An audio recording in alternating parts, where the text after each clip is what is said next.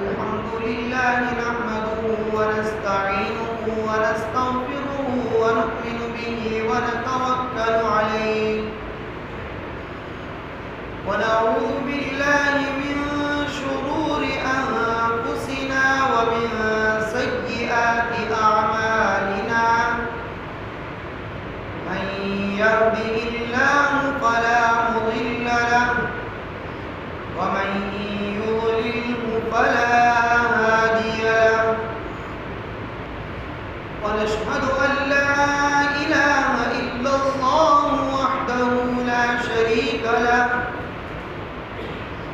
ونشهد أن سيدنا وسندنا ومولانا محمدا عبده ورسوله أما بعد قال الله تبارك وتعالى أعوذ بالله من الشيطان الرجيم بسم الله الرحمن الرحيم يا أيها الذين آمنوا إذا نودي للصلاة من يوم الجمعة فاسعوا إلى ذكر الله وذروا البيع ذلكم خير لكم إن كنتم تعلمون فإذا قضيت الصلاة فانتشروا في الأرض وابتغوا من فضل الله واذكروا الله كثيرا لعلكم تفلحون صدق الله العظيم.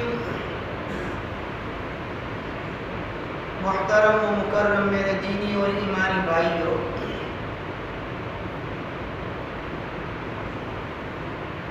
آج جمعہ کا دن ہے اور یہ جمعہ کا دن بڑا بابرکت مبارک دین ہے، نورانی دین ہے۔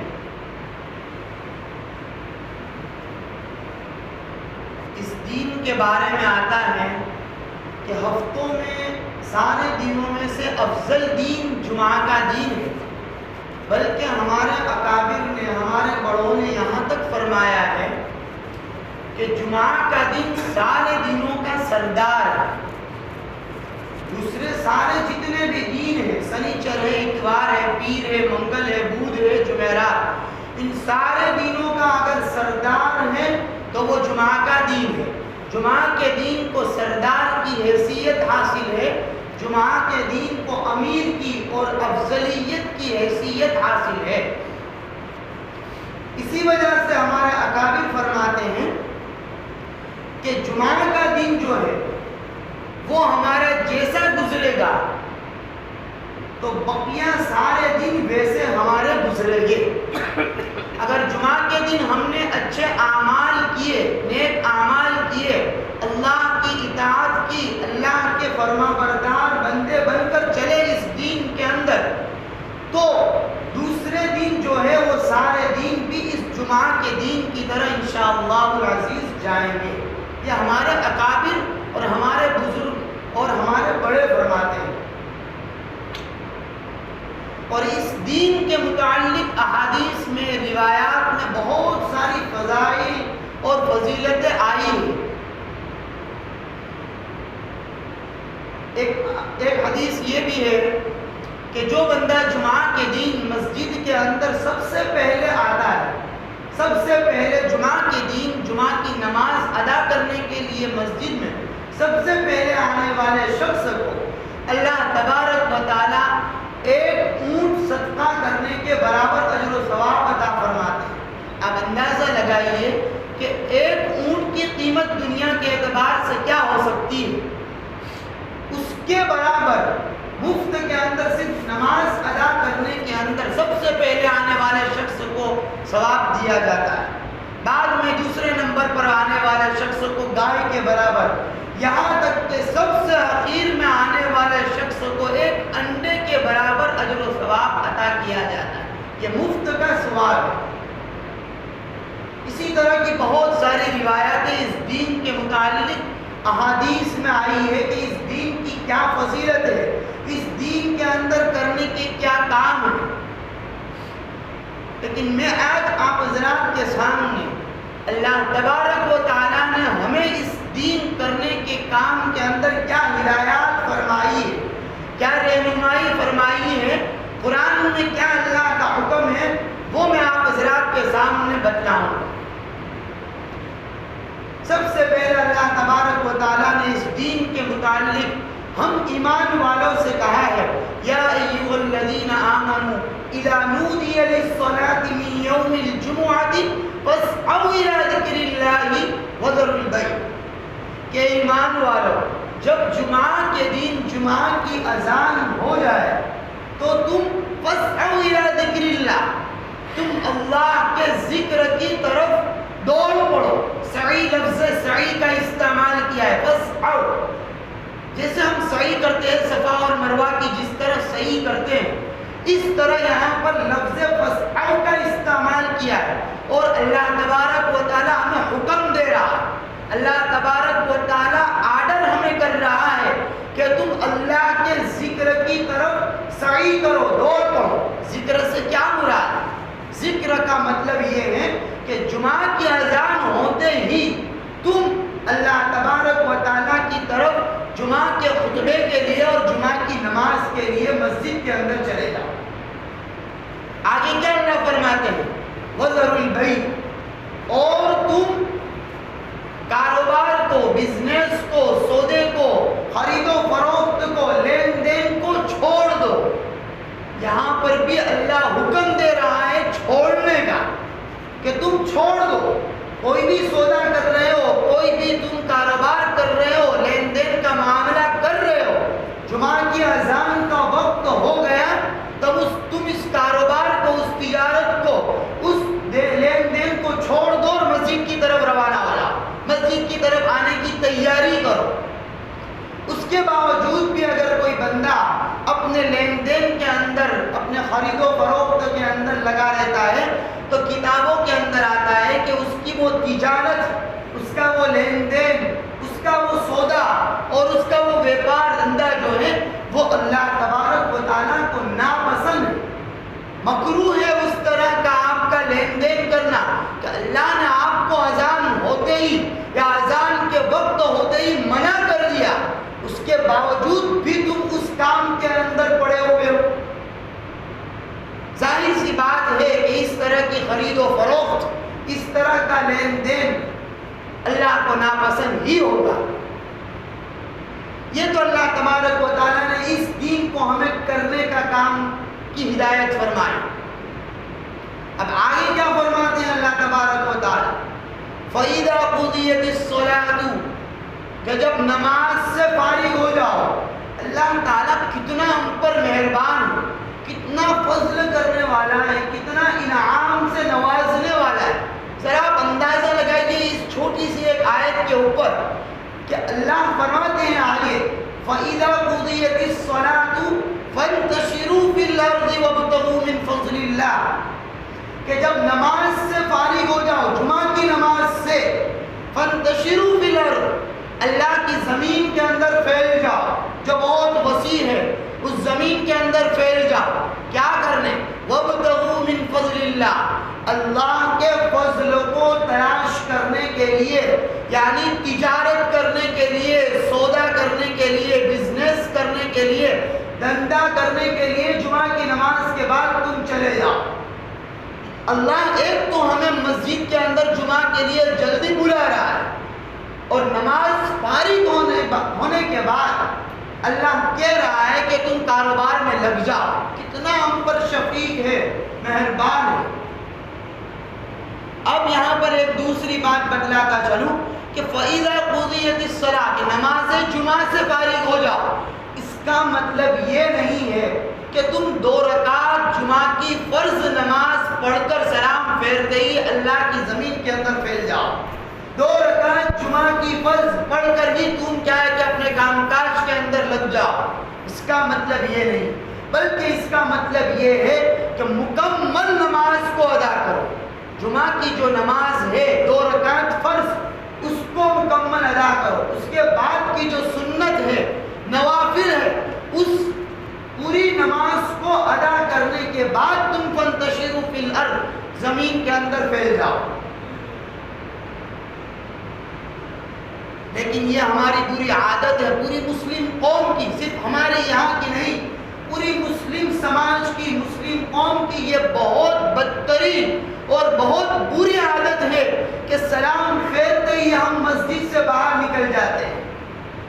میرے عزیز دوستو, یہ جو سنن اور نوافل نمازیں ہیں یہ ہماری فرض نماز کے اندر اگر کوئی کمی رہ گئی ہے, اگر کوئی کوتاہی رہ گئی ہے, کوئی نقص باقی رہ گیا ہے تو یہ بعد میں آنے والی یا پہلے آنے والی سنت نماز اور نفل نماز جو ہے وہ اس کمی کو پوری کرتی ہے. اس کے بعد بھی ہم خود اپنا جائزہ لے سکتے ہیں, اپنے گریبان میں منہ ڈال کر دیکھ سکتے ہیں کہ ہم نے 2 رکعت فرض جو پڑھی وہ ہم نے کس طرح ادا کی. اس فرض ہم خود اندازہ لگا سکتے ہیں کہ اس فرض نماز ہم نے پڑھی ہے اس میں ہم نے کتنی اللہ تبارک و تعالیٰ کی طرف دھیان لگایا. عزیز دوستو, یہ سنن نوافل کے بارے میں حدیثوں میں بہت زیادہ تاکید آئی ہے. اس کے علاوہ جمعہ کے دن کے اندر جمعہ کی نماز سے پہلے اور بقیہ ظہر کی نماز سے پہلے کی 4 رکعت جو سنتیں ہیں, 4 رکعت سنتیں, ظہر سے پہلے کی 4 سنتیں, اس سنت کا ثواب تہجد کی نماز کے ثواب کے برابر کتابوں میں آتا ہے. کہ آپ اندازہ لگائیے کہ ایک بندہ تہجد کے لیے رات کو اللہ کے لیے اٹھ کر 2 یا 4 6 8 رکعت تہجد کی پڑھتا ہے, اس تہجد کی نفل نماز کا ثواب بہت زیادہ ہے. اتنا ہی ثواب اللہ تبارک و تعالیٰ دین میں تمہیں ظہر کی نماز سے پہلے 4 رکعت سنت ادا کرنے پر عطا کرتا ہے. خیر, اس کا مطلب یہ ہے کہ مکمل نماز ادا کرے. پھر آگے اللہ تبارک و تعالیٰ اس کے فائدے ہمیں بتلاتے ہیں. فَإِذَا قُضِيَتِ الصَّلَاةُ فَانْتَشِرُوا فِي الْأَرْضِ وَابْتَغُوا مِنْ فَضْلِ اللَّهِ کہ تم اللہ تبارک و تعالیٰ کی روزی کے لیے تلاش کرنے کے لیے نکل جاؤ. دوسری بات یہاں بتلاتا چلوں کہ عزیز دوستو, حلال کمائی اور حلال کاروبار, حلال تجارت, حلال مال کا طلب کرنا, اس کے اندر لگنا ایک فریضہ ہے دین کا.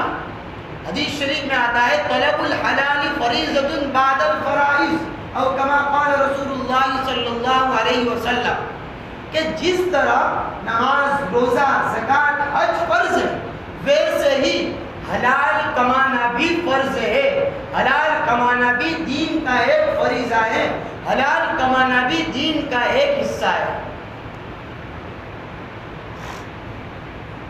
پھر آگے اللہ تبارک و تعالیٰ فرماتے ہیں وَاذْكُرُوا اللَّهَ كَثِيرًا لَعَلَّكُمْ تُفْلِحُونَ کہ جب تم جمعہ کی نماز مکمل ادا کر لو, پھر جب زمین کے اندر پھیل جاؤ اور اللہ کی روزی تلاش کرو تو اس روزی اور اس تجارت اور اس سودے میں کہیں اللہ کو بھول مت جانا. وَاذْكُرُوا اللَّهَ اللہ کو یاد رکھنا, کہیں اللہ کو بھول کر تم اس سودے کے اندر مکر و فریب کرو, کہیں اللہ کو بھول کر تمہارے اس دھندے کے اندر, اس تجارت کے اندر تم جھوٹ بولو, یا تم اس تجارت کے اندر, اس لین دین کے معاملے کے اندر دھوکہ دو. کہیں ایسا نہ ہو. اللہ کو یاد رکھتے ہوئے تمہارا وہ تجارت ہونا چاہیے, اللہ کو یاد رکھتے ہوئے تمہارا وہ بزنس ہونا چاہیے, اللہ کو یاد رکھتے ہوئے وہ کاروبار ہونا چاہیے.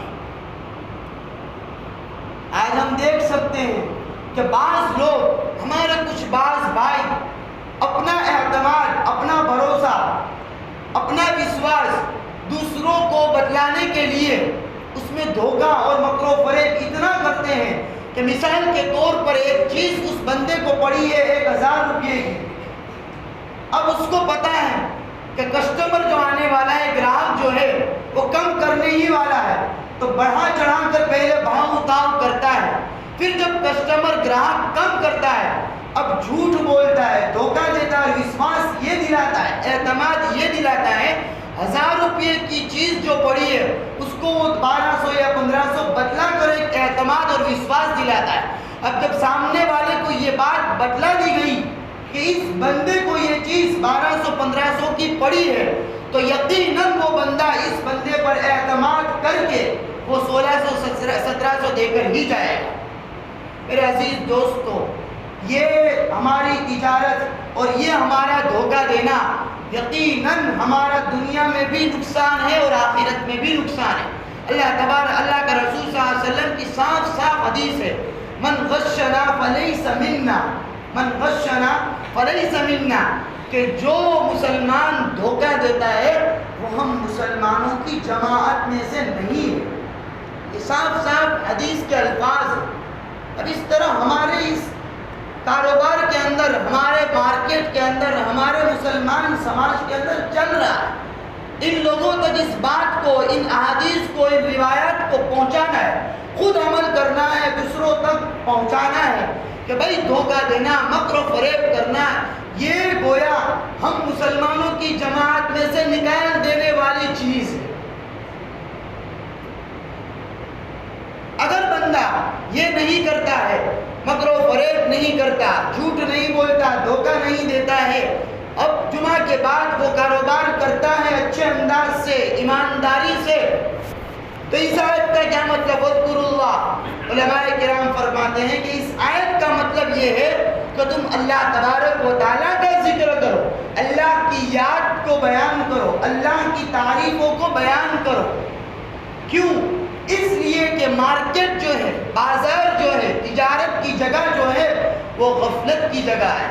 غافل لوگ، سارے لوگ وہاں پر غفلت میں ہوتے ہیں، لینے والا بھی، بیچنے والا بھی، گھومنے والا بھی، چلنے پھرنے والا، ہر شخص دنیا ہی دنیا کے پیچھے پڑا ہے، دنیا کے پیچھے ہی پڑا ہے۔ وہاں پر سارے لوگ جب غافل ہوتے ہیں تو وہاں پر اللہ کہتا ہے وَاذْكُرُوا اللَّهَ كَثِيرًا لَعَلَّكُمْ تُفْلِحُونَ، کہ اللہ تعالیٰ کی تعریف کو بیان کرو، اللہ تعالیٰ کے ذکر کو بیان کرو۔ یہ اللہ تبارک و تعالیٰ نے قرآن مجید میں سورہ جمعہ کے اندر جمعہ کے دین کی ہدایت ہم مسلمانوں کو بیان فرمائی کہ جمعہ کی نماز اذان ہوتے ہی آ جاؤ، ساری چیز، کاروبار کو چھوڑ دو، بزنس کو چھوڑ دو، ہر چیز کو اگر کرو گے تو یہ اللہ کو ناپسند ہے، مکروہ ہے۔ یہ نماز مکمل ادا کرو، مکمل نماز ادا ہو جانے کے بعد تم کاروبار کے اندر لگ جاؤ۔ اب کاروبار کی جب بات آئی تو ایک حدیث آپ کے سامنے بتلاتا چلوں کہ اللہ کے رسول صلی اللہ علیہ وسلم کی ایک حدیث ہے، روایات میں آتا ہے کہ قیامت کے دن اللہ تبارک و تعالی ہر ایک بندے سے 5 چیزوں کے متعلق حساب کریں گے، 5 چیزوں کے بارے میں اللہ تبارک و تعالی سوال کریں گے۔ لم تزال قدم ابن آدم یوم القیامت عن 5، 5 چیزوں کے بارے میں اللہ تبارک و تعالی حساب لیں گے۔ سب سے پہلی چیز ان عمرہ، کہ تو نے اپنی زندگی، یہ یقینی بات ہے اللہ تعالیٰ ہر ایک بندے سے اس کا حساب لے گا، ہر ایک بندے سے اس کا سوال ہوگا۔ ان عمرہ، سب سے پہلی چیز اللہ تبارک و تعالیٰ پوچھیں گے اور حساب لیں گے کہ تجھے میں نے پوری زندگی دی تھی، پوری عمر تیری نکلی 50 60 70 سال 20 سال کی، اس زندگی کو تو نے کہاں لگایا، اس زندگی کو کہاں تو نے استعمال کیا۔ سب سے پہلے عمر کے بارے میں سوال ہوگا۔ اس کے بعد اسپیشلی طور پر اللہ تبارک و تعالی وعن شبابی، جوانی کے متعلق اللہ سوال کریں گے، حساب لیں گے۔ زندگی میں جوانی بھی آ گئی لیکن الگ سے اللہ تبارک و تعالی جوانی کے بارے میں تم سے حساب لیں گے، سوال کریں گے۔ اللہ کے رسول فرماتے ہیں کیوں؟ اس لیے کہ جو کام بچوں سے اور بوڑھوں سے نہیں ہوتا وہ جوانی کے اندر جوان سے ہوتا ہے۔ دین کا کام ہو، دنیا کا کوئی بھی کام ہو، وہ جوانی کے اندر اللہ تبارک و تعالیٰ نے بندوں کے جسموں کے اندر قوت، طاقت، ہر طرح کی صلاحیت عطا فرمائی ہے۔ بولنے کا سلیقہ، بات کرنے کا سلیقہ، ہر چیز کا طریقہ اندازہ اللہ تبارک و تعالیٰ جوانی کے اندر عطا فرماتے ہیں۔ اس جوانی کے بارے میں اللہ تبارک و تعالیٰ کل قیامت کے دن سوال کریں گے الگ سے۔ افسوس کے ساتھ یہ بات بتلانی پڑتی ہے دوبارہ کہ آج ہماری اس چھوٹی سی قوم کے اندر اور چھوٹے سے گاؤں کے اندر بھی ہمارے کچھ نوجوان، نئے نوجوان، ابھی بس جوانی کے کچھ بال اگے ہی ہے کہ وہ نوجوان اپنی نوجوانی کو برباد کر رہے ہیں۔ کس کے اندر؟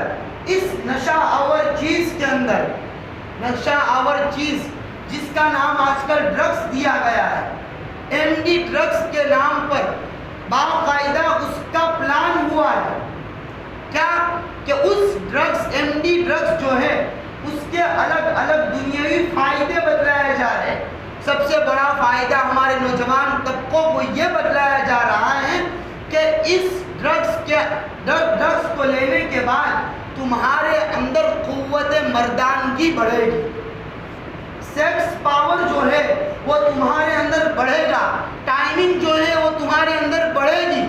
جس ٹائمنگ اور قوت مردانگی کا فائدہ لوگ سمجھ کر اس کے عادی بنتے چلے جا رہے ہیں۔ عزیز دوستو، اس نشہ آور چیز کو لینے کے بعد بھائی بہن، بیٹی بیوی کے اندر کوئی فرق نہیں لگتا، حیوان کی شکل اختیار کرنے لگ جاتا ہے، بلکہ انسان کھوکھلا ہو جاتا ہے، انسان برباد ہو جاتا ہے۔ اور آج کا نوجوان اس چیز کے عادی ہونے کے بعد نہ جانے کہاں سے پیسوں لا کر، کہاں سے روپیے لا کر اس چیز کو خرید کر اس چیز کا استعمال کر رہا ہے۔ اور دوسری طرف نہ ہمیں ہمارے والدین کے بارے میں، اپنی اولاد کی تربیت، اپنے اولاد کے بارے میں کوئی فکر ہے۔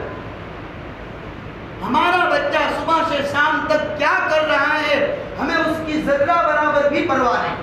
میں بار بار اس حدیث کو آپ کے سامنے بتلا رہا ہوں، کلکم راعٍ وکلکم مسئول عن رعیتہ۔ یہ اللہ کے رسول کی حدیث ہے کہ ہر ذمہ دار کو اپنے ماتحت کے متعلق سوال ہوگا۔ اپنے ہاتھ کے نیچے جو لوگ ہیں ان کے متعلق سوال کیا جائے گا، باپ کو بیٹے کے متعلق سوال کیا جائے گا، شوہر کو بیوی کے بارے میں سوال کیا جائے گا، استاد کو شاگرد کے بارے میں، اپنے ماتحتوں کے متعلق سوال کیا جائے گا۔ آج ہم والدین اگر ہیں، ہم اگر ذمہ دار ہیں، ہم قوم کے بڑے ہیں، تو اس چیز کے بارے میں بھی کل قیامت کے دن ہم سے پوچھ گچھ ہوگی۔ میں نے اس سے پہلے بھی بتلایا تھا کہ ہمارے نوجوان تو صحیح، نوجوان لڑکے تو صحیح، آج نوجوان لڑکیاں بھی اس چیز کے عادی ہوتی چلی جا رہی ہیں۔ اللہ اس فتنے سے ہم سب کو اور پوری امت مسلمہ کی حفاظت فرمائے۔ تیسرے نمبر پر اللہ تبارک و تعالیٰ کل قیامت کے دن مال کے بارے میں آیا تھا، اس لیے بتلاتا چلوں۔ کل قیامت کے دن تیسرے نمبر پر اللہ تبارک و تعالیٰ ہم سے حساب لیں گے، سوال کریں گے، من این اکتسبہ، کہ تو نے جو کمایا اس کو کہاں سے کمایا؟ اللہ کا مال جو تو نے کمایا وہ کس طرح کمایا، کہاں سے کمایا؟ حلال کمایا، حرام کمایا، کمایا تو کہاں سے کمایا؟ پھر چوتھے نمبر پر اللہ حساب لے گا،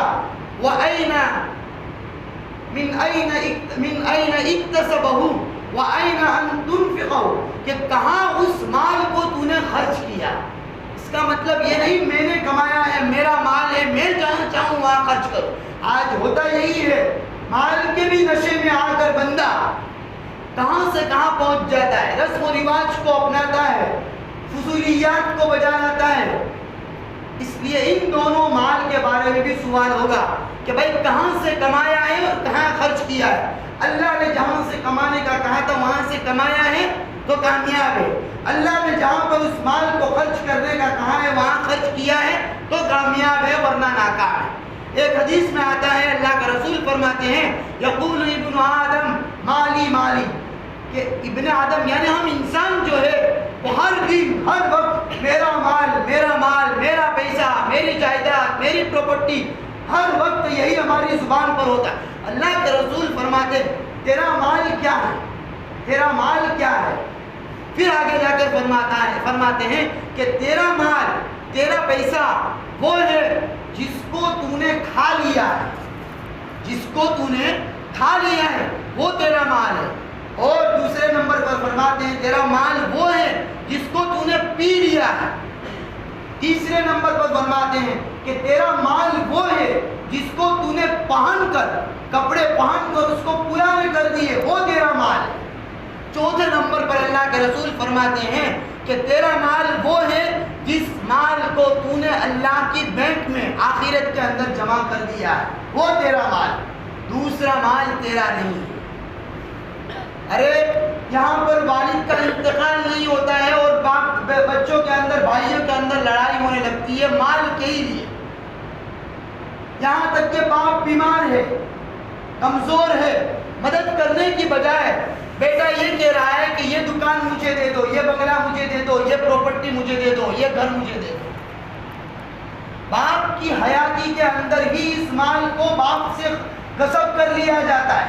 باپ کی حیاتی میں ہی زندہ رہتے ہی جس باپ نے اس مال کو حاصل کرنے کے لیے گرمی نہیں دیکھی دھوپ نہیں دیکھی کھانا بھی نہیں دیکھا چین کی راحت کی سکون کی نیند بھی اس نے نہیں لی اسی مال کو وہی مال اس کو کیا ہے کہ فتنے کے اندر مبتلا کر دیتا ہے اور مرتے وقت بھی وہ مال اس کا نہیں باقی رہتا.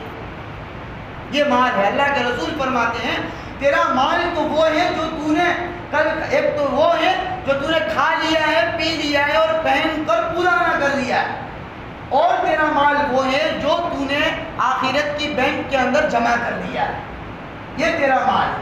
اب آخرت کی بینک کیا ہے کہاں پر اللہ کے مال کو خرچ کرنا ہے ہر کوئی جانتا ہے. اللہ کے راستے بہت سارے اللہ کے راستے مدارس ہے مکاتب ہے غریب فقیر مسکین محتاج بیوہ ہر چیز اللہ کی جہاں پر اللہ کے راستے میں خرچ کرنے کے ہیں وہ اللہ کی بینک ہے وہ اللہ کے آخرت کے اندر تمہیں کام آنے والا ہے. پانچویں نمبر پر اللہ کے رسول اللہ تبارک و تعالیٰ کل قیامت کے دن حساب کریں گے کہ جس علم کے بارے میں تو نے جانا تھا اس پر کتنا عمل کیا. جس چیز کو تو نے جان لیا تھا آج ہم نے جان لیا کہ جمعہ کی اذان ہوتے ہی مسجد میں آنا ہے خرید و فروخت کو لین دین کو چھوڑ دینا ہے اگر اس کو بجا لائے تو یہ اللہ کو ناپسند ہے. اس کے بعد نماز کو مکمل کرنا ہے صرف سلام پھیر کر جمعہ کی سلام پھیر کر بھاگ نہیں جانا ہے سنن پڑھنا ہے نوافل پڑھنا ہے ان ساری چیزوں کو پڑھنا ہم نے جان لیا. اگر اس پر عمل نہیں کیا تو اس کے بارے میں بھی کل قیامت کے دن حساب ہوگا کہ تو نے اس کو جانا تھا یا جتنا جانا تھا اس پر کتنا عمل کیا. عزیز دوستو پرفتن ماحول چل رہا ہے حالات پر حالات چل رہے ہیں ہر طرف دیکھو تو ایسے حالات میں بھی آج ہم لوگ مال کے اتنے شکار ہیں پیسے نہیں ہے اس کے باوجود بھی ہم فضول خرچی کے اندر رسم و رواج کے اندر 12 ربیع الاول کے نام پر گھروں کو سجاتے ہیں نہ جانے کیسے رسم و رواج کے اندر اپنے مال کو ضائع کر رہے ہیں. ایسے حالات چل رہے ہیں اس کے باوجود اللہ تبارک و تعالی ہم سب کی حفاظت فرمائے. رسم و رواج سے اخراجات سے اللہ تبارک و تعالی ہماری پوری حفاظت فرمائے اور اللہ تبارک و تعالی